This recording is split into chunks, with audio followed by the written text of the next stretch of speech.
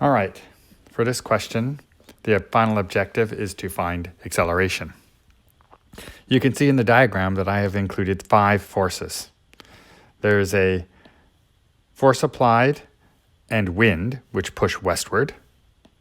There's a force of gravity downwards, and a normal force that opposes it and is equal to it. And then finally, there is a force of friction that opposes the westward motion of the box. We're going to start by analyzing all the forces and solving for force net. The equation we're going to use, of course, will be force net is equal to forces supporting minus forces opposed. In this case, because the force applied and force wind are larger than the force of friction, we can assume that the box is going to move westward, westward being the supporting direction. So force supportings are force applied and force of the wind. Opposing then will be the force of friction. Let's put in the numbers associated with those variables. Force applied, 100. Force of the wind, 12.5. And force of friction, 65.27. Let's run that through the calculator. And in doing so, I come up with a 47.23 net force. Meaning there are 47.23 more force in the westward direction than there is eastward. We're now going to find acceleration. The companion equation to F net is equal to Fs minus Fo is, of course, F net equals ma.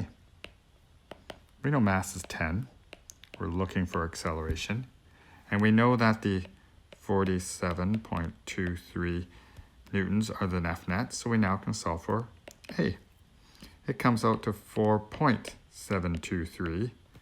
That's going to be meters per second squared, and that's going to be westward.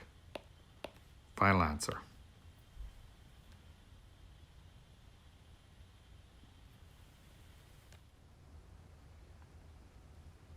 Okay, in this question there are 4 forces acting on our sled. A gravity force down, a normal force up, a friction force that opposes the motion of the sled, and a force applied that's creating the motion of the sled. The question tells us that the sled is moving at a constant speed. It doesn't matter what that constant speed is, so long as it's moving horizontally at a constant speed, the horizontal forces must balance. So from that information, we know that the friction force and the force applied in the x are balanced, which gives us our friction force. So force of friction must equal the force applied in the x. And you can see over here in green, I've calculated force applied in the x using trig and the 30-degree angle. So force of friction must be 17.32.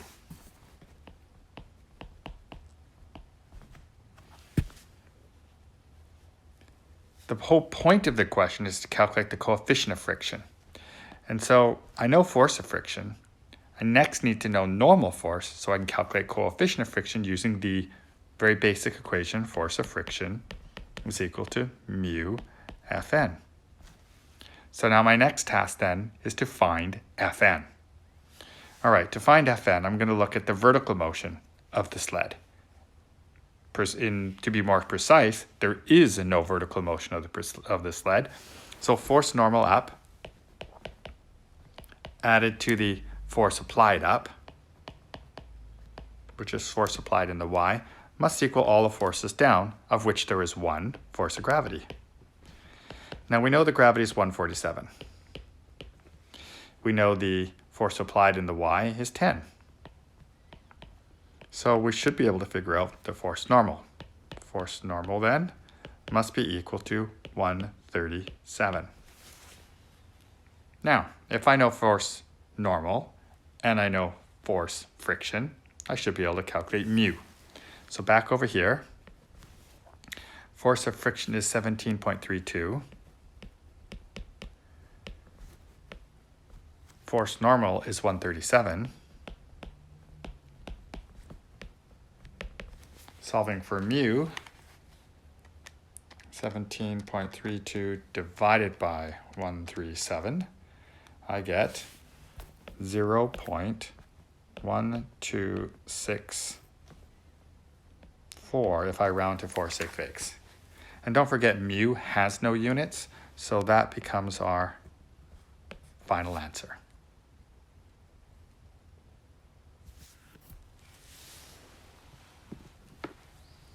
Okay, here's question number 3. You can see in this question there are 3 objects. They've been named M1, M2, and M3. I've drawn here 3 free body diagrams, one for each of the 3 objects. You notice that M1 and M3 are hanging objects, so they only have 2 forces, gravity downwards and a tension pulling them up. Notice how the tension in M1 and M3 are different because they're different physical pieces of rope, and they will have different values for the tension for force of tension 1 and force of tension 2. Also notice that mass 2 sits on a surface, so its force of gravity is met equally with a normal force. And because the gravity and the normal force balance, we're able to calculate the friction force on M2 as it slides across the table. Lastly, you'll also notice in my diagram that I've indicated in orange the direction of each object's motion. If you look at the force of gravity for M3, it's much larger at 196 than M1 at 49. That means this whole system is going to move M1 up, M2 to the right, and M3 down. To analyze the acceleration of this system, we're going to look at the whole system. Remember the last lesson we had? The point of that last lesson was to analyze for acceleration, look at the whole system. To analyze for forces, look at single bodies. So let's look at the whole system. And to remind myself that I'm dealing with the whole system, I'm going to write in the middle of my page. I'm also going to indicate that I'm looking for the F net for the whole system by indicating that by placing my variable here as F net and then a subscript S representing system equals forces supporting minus forces opposed. Now, supporting forces will equal, and there are several, force of gravity for object 3, force of tension 2, acting on 2, and finally, force of tension 1 acting on mass 1. Opposing is going to be force of tension 2 acting on mass 3, friction on object 2, force of tension 1 on object 2, and of course, force of gravity on object 1. Now, whenever you do questions like this, you'll notice that the tensions are both added and subtracted. So they can immediately be crossed out here and here. This leaves us with the following forces. Force of gravity 3, which is 196, minus force of friction 2, which I calculated to be 29.4.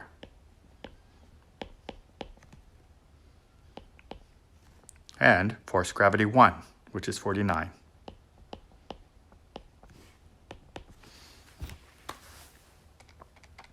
That gives us a net force for the whole system of 29.4 minus to 49, and we have 117.6.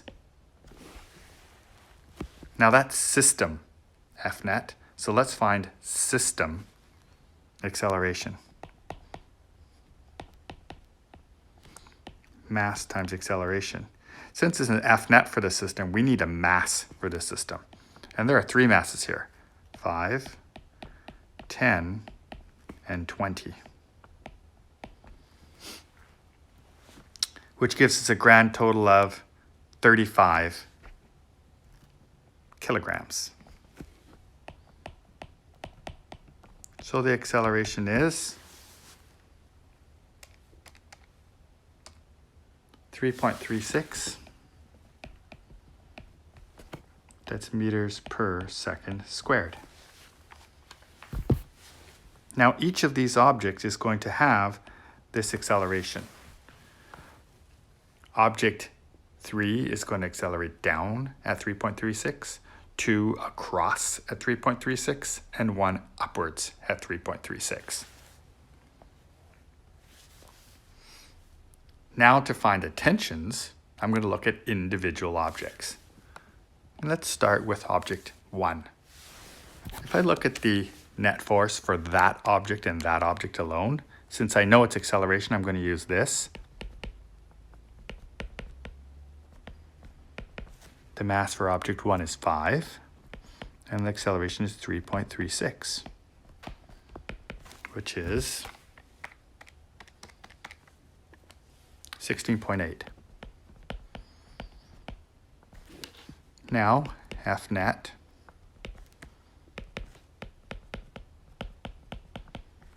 supporting this object upwards is force of tension 1, and opposing is gravity. So FNet is 16.8, T1 is unknown, and gravity is 49. Find T1. It is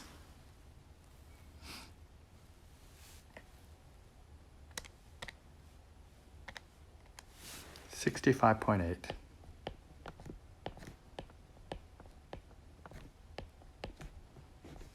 Now, this will not be what T2 is equal to. So let's look at object 3 to solve for T2. Again, I'm going to do FNet is equal to mass times acceleration. The mass is 20 this time. 3.36 is acceleration. That gives me 67.2.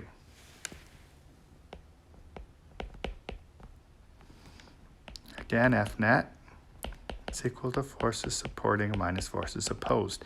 But in this case, supporting is gravity, and tension upwards on the string is opposing. Gravity was 196. This was 67.2. Find T2.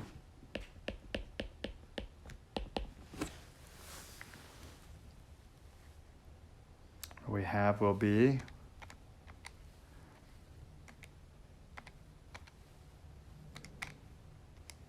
128.8.